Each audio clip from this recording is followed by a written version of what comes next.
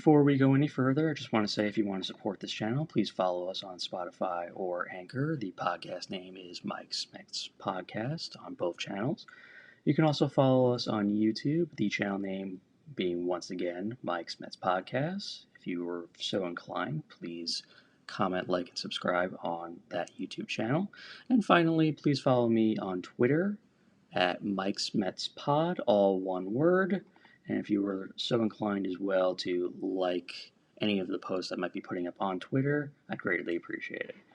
We're back, everybody. It is officially Mets baseball season again, and wonderfully, we are off to a great start thanks to the Mets' terrific defeat of the Miami Marlins today on opening day. So we have a lot to unpack with the Mets game, and get to it quickly. So I just want to mention a few things about the game in terms of my analysis and what I saw. And what I saw was very good. It was not a complete demolition of the Marlins, which is what every Met fan is hoping for. That's going to be less close, and a team that with Miami, they should be probably the favorite to finish fourth place in the NL East this year. You would hope the Mets would do away with them a little bit easier. It was a little tight later on in the game, probably a little tighter than most Mets fans would have liked, but ultimately worked out pretty well. So to start with, we had Max Scherzer starting the game for the New York Mets today, and great to see Scherzer out and on the mound again, and it was going to be interesting to see how Scherzer responded. He had his moments during spring training where it seemed to be that he was trying to test the limits of the pitch clock and trying to figure out how long he could take on the mound. And Scherzer's always been a guy who functions fast. He works quick. His goal is to put people away fast.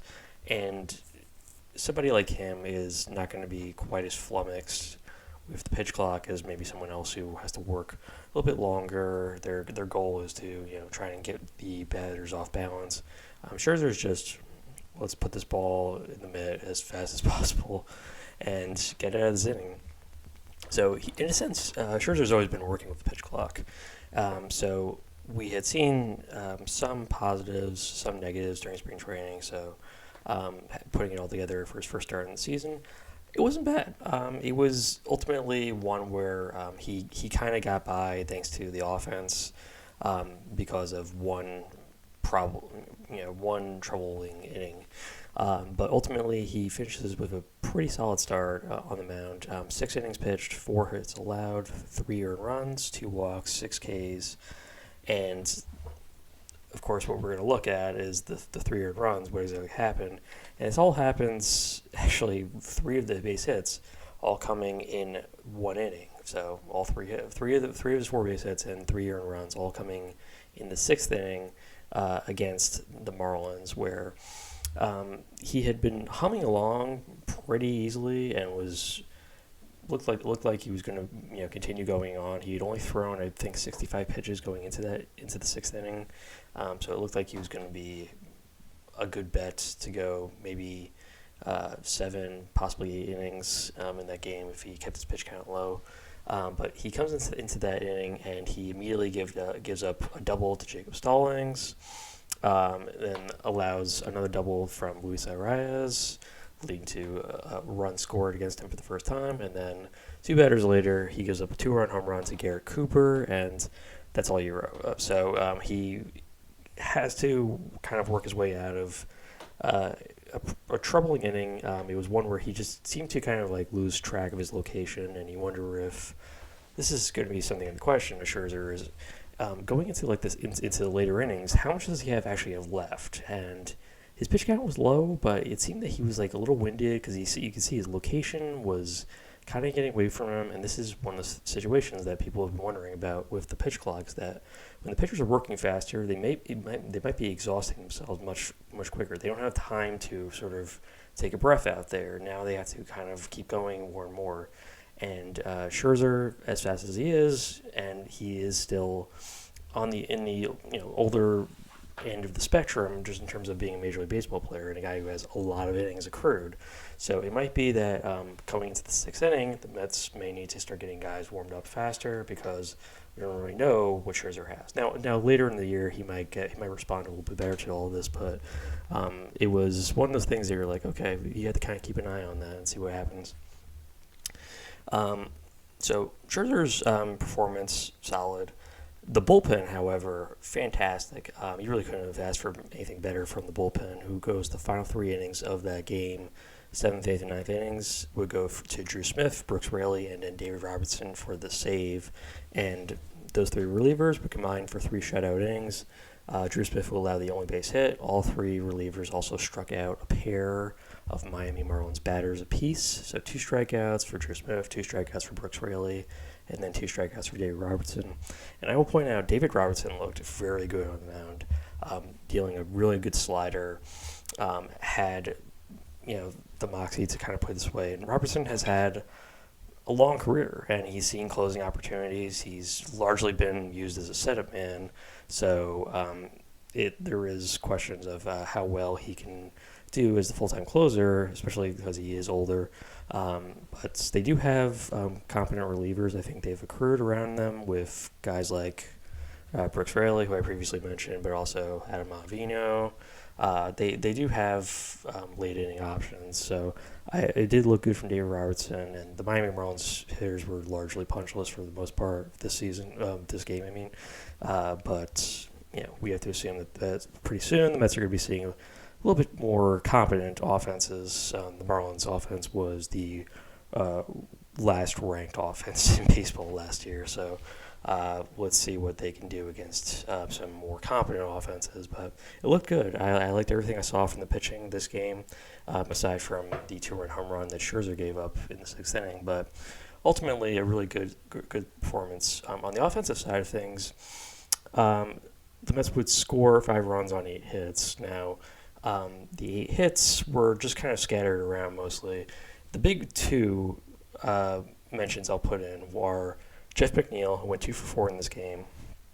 And McNeil had an interesting moment in I believe it was the 5th inning? Yes. No. Yeah, the top of the 6th inning, I'm sorry. So in the top of the 6th, Jeff McNeil had a moment where there was a disagreement with the home plate umpire, and in terms of what exactly was going on with the where Pete Alonso was on his way back to first base after a foul ball that McNeil had hit, and Alonso kind of took his time going back. He was walking. Now, not everybody is fully cognizant of what exactly the timing rules are and how much time everyone's supposed to have at this point. But the home plate umpire, and I'm struggling to find the name of the home plate umpire in this game, but I didn't recognize the name when they said it. And he had a disagreement just with McNeil, who was, if there is any kind of time delay, the batter will get a strike. And we've seen that already on opening day with people getting punched out in some situations where they were not respecting those time limits.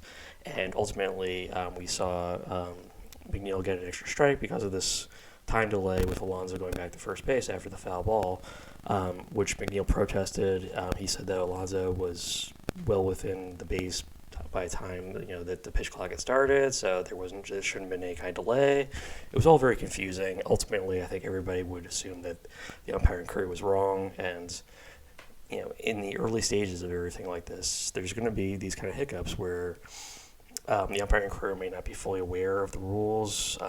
They may have to have a representative from Major League Baseball on hand just to be, sort of like the voice of reason, because I will usually side in most circumstances with Buck Showalter, who is very litigious, very careful in terms of what he's doing, in terms of rules. He always is very clear on what the rules are. So I would always opt into believing Showalter over really anybody, even the umpiring crew, in terms of who's right and who's wrong in the situation. So that was one weird situation that did happen. Ultimately, it worked out well for the Mets because um, I think it was the next pitch that Jeff McNeil hits an RBI single up the middle, and this is just really kind of a lazy, you grounder up the middle that probably would have been grabbed if the Marlins hadn't been shading so far to the right with Luis Arias at second base. But this is the thing about positioning now, that you have to be a little bit more careful in terms of what you do, because maybe they could have put their shortstop up the middle more if the shift rule still apply. Now, no longer such an option. So he just kind of scrapes a single right through the middle into right field, and gets Starling Marte to score. The Mets go up 3-0 at that point. Previously, before that, they had only 2 runs scored, both on sac flies from Brandon Nimmo and Francisco Lindor. And then we have that disastrous 6th inning from Max Scherzer, and so we have a tie game, 3-3, but not for long, because next inning, Brandon Nimmo comes through, doubling the deep center field. That would score Eduardo Escobar and new Met Omar Narvaez. Omar Narvaez also had a base hit in that game. So the Mets go back up 5-3, and that's the end of the scoring for the game. Everything would remain as it was from that point on. So great moment for Brandon Nimmo, who comes through in a big spot. It's his 3rd RBI of the game, and he makes it count. And he there was the very large extension that was given to him by the Mets, not extension, contract that was given to him by the Mets when he re-signed in free agency with New York. So there's going to be huge expectations for Nimmo. He made great strides in 2022, and the hope is that he stays healthy and continues to move forward with another great 2023. He's going to be looked at as a very integral player for that Met lineup. So Brandon Nimmo is going to be.